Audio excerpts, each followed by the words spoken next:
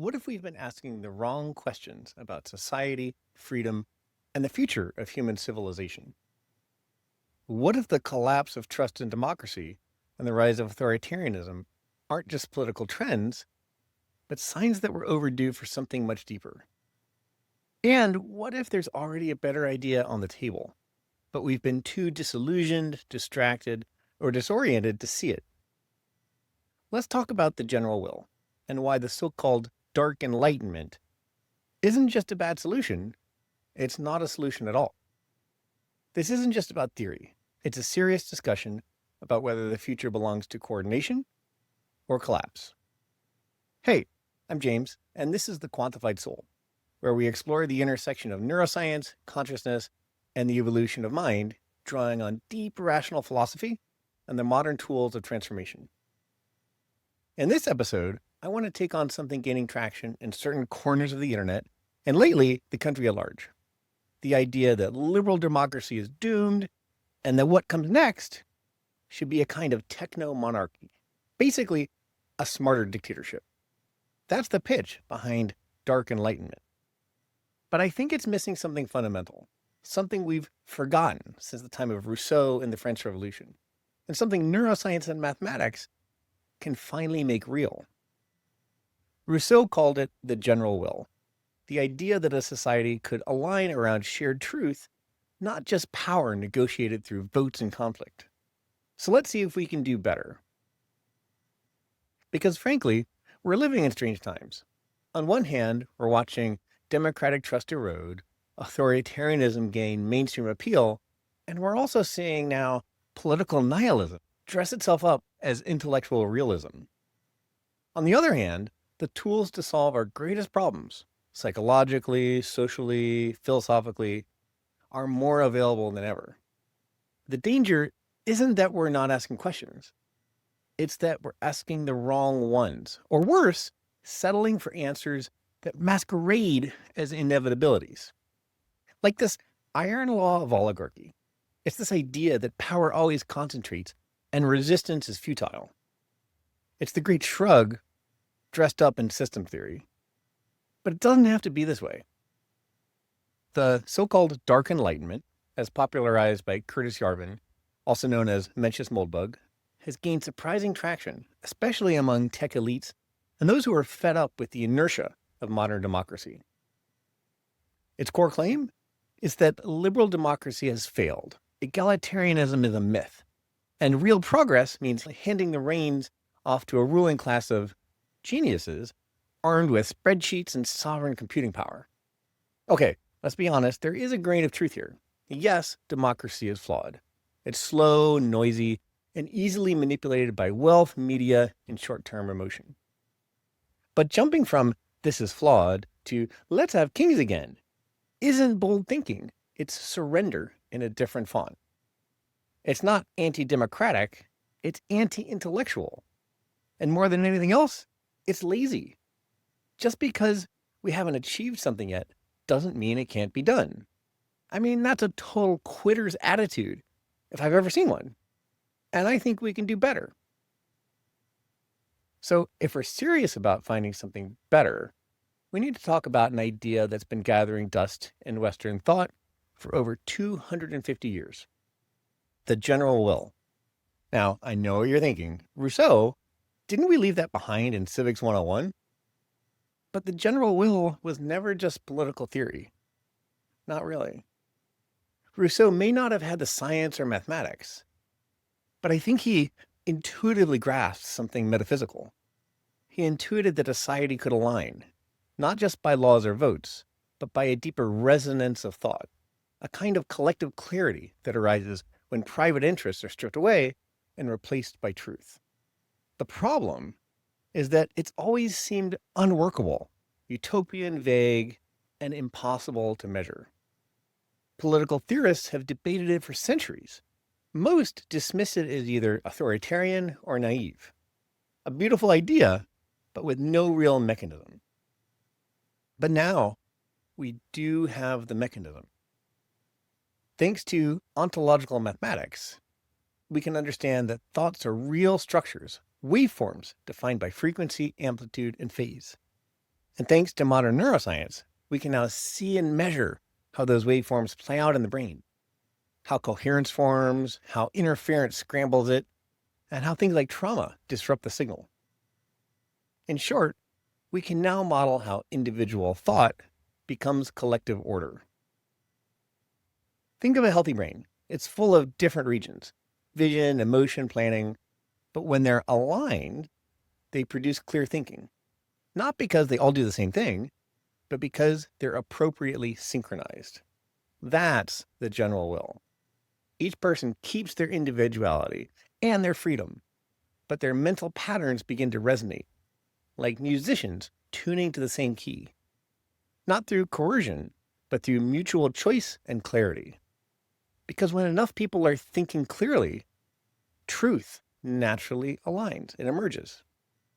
Now here's the twist. This isn't just philosophy anymore. It's not abstract. We can turn this metaphor into measurable science. And that means the general will isn't just a dream. It's something we can build. So let's zoom out. Neurotherapy isn't just about treating ADHD or anxiety.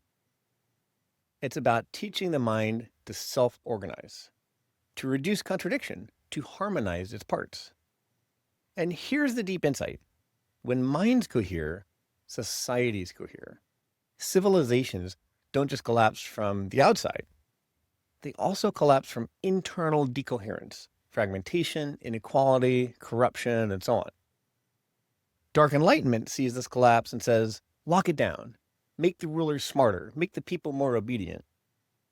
But coherence isn't obedience. And trying to force coherence just creates repression. Unintegrated shadow material that comes back stronger and may even lead to the fall of a civilization. Real coherence is voluntary, emergent, rooted in understanding how the mind works. You don't fix fragmentation with control.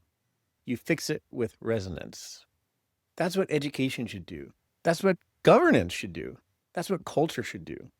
Anything less is pretending. Ontological mathematics shows us something profound. Your mind, your soul, is a structured wave function. Not metaphorically, mathematically. It's a frequency domain, a harmonic system trying to become more coherent. That's what power really is. Not domination, but the capacity to project aligned thought into the shared mental field of civilization. And systems that resist that coherence, whether democratic or technocratic, are fighting an inevitability. The universe is driving itself towards coherence. So let's make this real. When two minds are aligned, truly coherent with each other, they don't have to argue their values. They don't have to compromise. There might be some details to work out, but other than that, they can just align and agree. Not because they're the same, but because they're tuned. They're in resonance with each other. It's like jazz, or a deep flow conversation, or finishing each other's sentences. This doesn't happen out of codependence, but out of shared mental resonance. When you've experienced this, and I'm sure you have, even briefly, you know what I'm talking about. Now imagine that at scale. Imagine schools, teams, cities, even nations tuned for this kind of clarity, where collaboration feels effortless, where conflict is no longer about domination, but about debugging and working out the details. This isn't a utopia. It's frankly just simple phase alignment. It's what happens when people learn how to think clearly, when internal noise gets tuned out, and when shared mental syntax becomes second nature. And this is how we really reclaim freedom, not just individually, but collectively. Because if you lived alone, you could do whatever you wanted. But you don't live alone. We live together. And the only way to maximize freedom within the collective is to align our thinking, not to erase difference, but to transcend confusion. And to do that, we have to overcome our own conditioning. The general will doesn't need to be imposed or forced. It emerges. It almost feels like magic, but it's not. It's math. And it might be the most human thing in the world. This so-called Dark Enlightenment has no epistemology, no theory of mind, and no philosophy of consciousness. It's just cynicism dressed up as pragmatism. By contrast, a rational meritocracy doesn't start with who should rule. It starts with what kind of minds do we need to cultivate? It's not domination, but development. It's not elitism, but excellence for the people. It's not defined by status or wealth, but by contribution to this collective coherence. That's a meritocracy. And it's not a pipe dream. It's the next phase of civilization, if we choose it. Could this be the most radical idea of all? A rational, harmonized society? It's not a fantasy. It's a logical endpoint. And it terrifies the people who benefit from our collective confusion. Because if the public understood that truth can be known and that power should be earned and that unity is a mathematical inevitability, the old game would be over. So let's not shrug. Let's not give up just because it's hard. I mean, I'll be real. Coherence is hard, but it's necessary. Because in the end, it's the one thing the universe won't let us live without. It's headed there eventually, whether we like it or not. So let's be part of the solution rather than part of the problem. Well, thanks for watching The Quantified Soul. And if you're curious to go deeper, do check out the link below to my Substack, The Dream of Matter, where I explore how the brain reflects the soul. We talk about the mathematics of mind and how we can design systems based on this for better human living and flourishing. So if you want to know where all this is headed, please stay tuned. This is just the beginning.